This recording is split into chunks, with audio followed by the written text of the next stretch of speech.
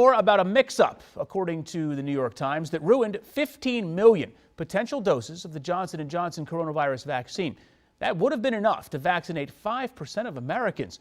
It happened weeks ago at a facility in Baltimore run by the company Emergent BioSolutions. The report claims that mix-up does not interfere with doses currently being used. The ones we're using now were made in the Netherlands. Johnson & Johnson says it still aims to deliver, as promised, 100 million doses by the end of May. However, the Baltimore mix-up could delay shipments planned for later in the year.